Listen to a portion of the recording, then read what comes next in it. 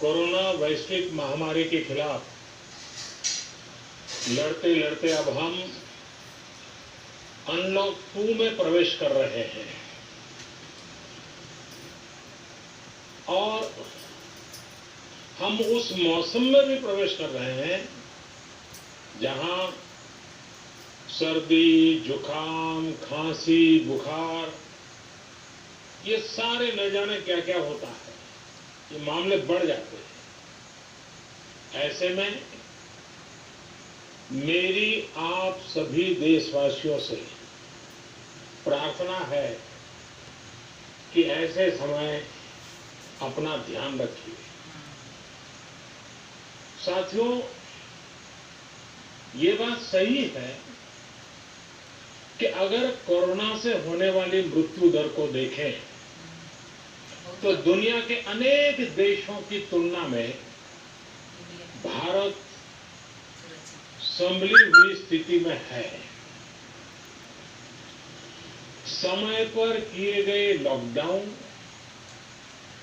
और अन्य फैसलों ने भारत में लाखों लोगों का जीवन बचाया है, लेकिन हम ये भी देख रहे हैं कि जब से देश में अनलॉक 1 हुआ है,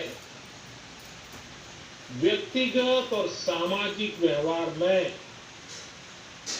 लापरवाही जरा बढ़ती ही चली जा रही है। पहले हम मास्क को लेकर, 2 गज की दूरी को लेकर 20 सेकंड तक दिन में कई बार हाथ धोने को लेकर बहुत सतर्क थे, लेकिन आज जब हमें ज्यादा सतर्कता की जरूरत है तो लापरवाही बढ़ना बहुत ही चिंता का कारण है। साथियों, लॉकडाउन के दौरान बहुत गंभीरता से नियमों का पालन किया गया था। अब सरकारों को, स्थानीय निकाय की संस्थाओं को, देश के नागरिकों को फिर से उसी तरह की सतर्कता दिखाने की जरूरत है। विशेषकर कंटेनमेंट जोन्स, उस पर तो हमें बहुत ध्यान देना होगा। जो भी लोग नियमों का पालन नहीं कर रहे हैं, हमें उन्हें टोकना होगा, रोकना होगा और समझाना भी होगा। अभी आपने खबरों में देखा होगा, एक देश के प्रधानमंत्री पर 13,000 रुपये का जुर्माना इसलिए लग गया क्योंकि वो सार्वजनिक स्थल पर मास्क पहने बिना गए थे। भारत में भी स्थानीय प्रशासन को इसी चुस्ती से काम करना चाहिए। ये 130 करोड़ देशवासियों के जीवन की रक्षा करने का अभियान है। भारत में गांव का प्रधान हो या देश का प्रधानमंत्री, कोई भी नियमों से ऊपर नहीं है। साथियों, लॉकडाउन के दौरान देश की सर्वोच्च प्राथमिकता रही ऐसी स्थिति न आए कि किसी गरीब के घर में चूल्हा न जले।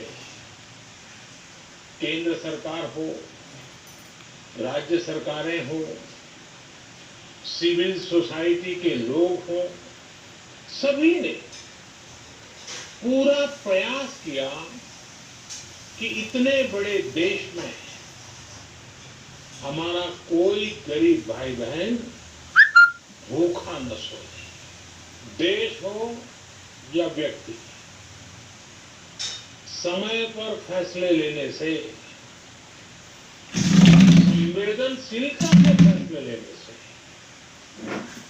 किसी भी संकट का मुकाबला करने की शक्ति अनेक गुना बढ़ जाती है। इसलिए लॉकडाउन होते ही सरकार प्रधानमंत्री गरीब कल्याण योजना लेकर आई। इस योजना के तहत गरीबों के लिए 2.25 लाख करोड़ रुपए का पैकेज दिया गया। साथियों, बीते 3 महीनों में 20 करोड़ गरीब परिवारों के जनधन खातों में सीधे 31,000 करोड़ रुपया जमा करवाए गए हैं। इस दौरान 9 करोड़ से अधिक किसानों के बैंक खातों में 18,000 करोड़ रुपए जमा हुए हैं। इसके साथ ही गांवों में श्रमिकों को रोजगार देने के लिए प्रधानमंत्री गरीब कल्याण रोजगार अभियान तेज गति से आरंभ कर दिया गया है। इस पर सरकार 50,000 करोड़ रुपए खर्च कर रही है। लेकिन साथियों, एक और बड़ी बात है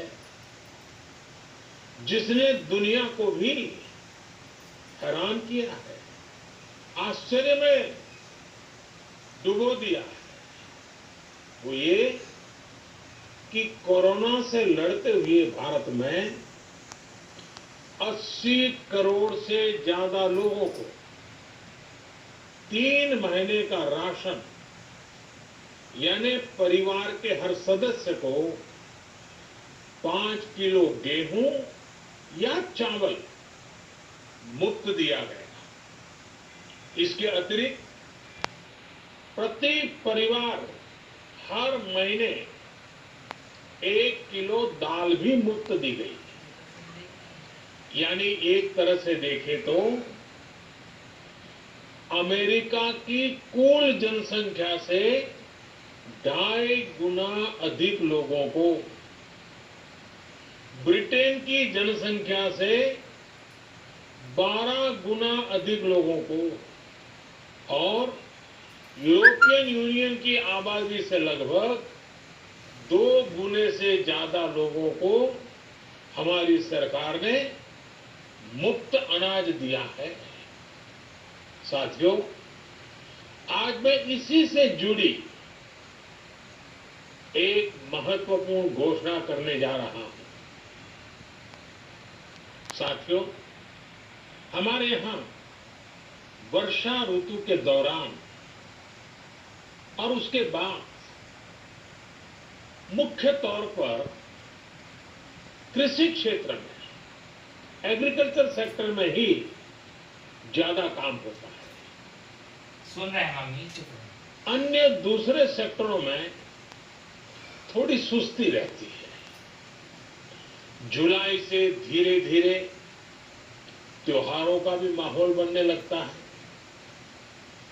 अब आप देखिए, अभी 5 जुलाई को गुरु पूर्णिमा है, फिर सावन शुरू हो रहा है, फिर 15 अगस्त आएगी, रक्षाबंधन आएगा, कृष्ण जन्माष्टमी आएगी, गणेश चतुर्थी आएगी, ओणम होगा और आगे जाए तो काटी बिहू है, नवरात्रि है, दुर्गा पूजा है, दशहरा है, दीपावली है, छठी मैया की पूजा है। त्योहारों का ये समय जरूरतें भी बढ़ाता है, खर्च भी बढ़ाता है। इन सभी बातों को ध्यान में रखते हुए ये फैसला लिया गया है कि प्रधानमंत्री गरीब कल्याण अन्न योजना का विस्तार अब दिवाली और छठ पूजा तक, यानी नवंबर महीने के आखिर तक कर दिया जाएगा। यानी 80 करोड़ लोगों को मुफ्त अनाज देने वाली ये योजना अब जुलाई, अगस्त, सितंबर, अक्टूबर, नवंबर में भी लागू रहेगी। सरकार द्वारा इन 5 महीनों के लिए 80 करोड़ से ज्यादा गरीब भाई बहनों को हर महीने परिवार के हर सदस्य को 5 किलो गेहूं या 5 किलो चावल मुफ्त मुहैया कराया जाएगा और साथ ही प्रत्येक परिवार को हर महीने 1 किलो चना भी मुफ्त दिया जाएगा। साथियों, प्रधानमंत्री गरीब कल्याण अन्न योजना के इस विस्तार में 90,000 करोड़ रुपए से ज्यादा खर्च होंगे और अगर इसमें पिछले 3 महीने का खर्च भी जोड़ दें तो ये करीब करीब 1.5 लाख करोड़ रुपया हो जाता है। अब पूरे भारत के लिए हमने एक सपना देखा है। कई राज्यों ने तो बहुत अच्छा काम भी किया है। बाकी राज्यों पर भी हम आग्रह कर रहे हैं कि इसको काम को आगे बढ़ाए। और काम क्या है? अब पूरे भारत के लिए एक राशन कार्ड की व्यवस्था भी हो रही है। यानी एक राष्ट्र एक ration card, one nation one ration card. इसका सबसे बड़ा लाभ उन गरीब साथियों को मिलेगा जो रोजगार या दूसरी आवश्यकताओं के लिए अपना गांव छोड़ करके कहीं और जाते हैं, किसी और राज्य में जाते हैं।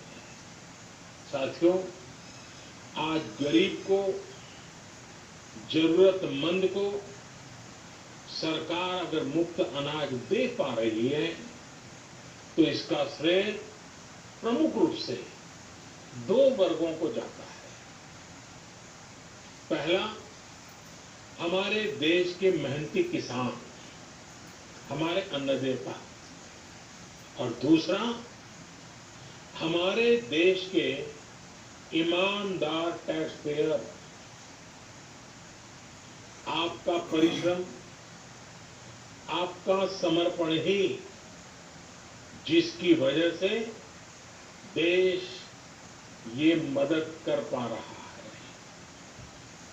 आपने देश का अन्न भंडार भरा है, इसलिए आज गरीब का श्रमिक का चूल्हा जल रहा है।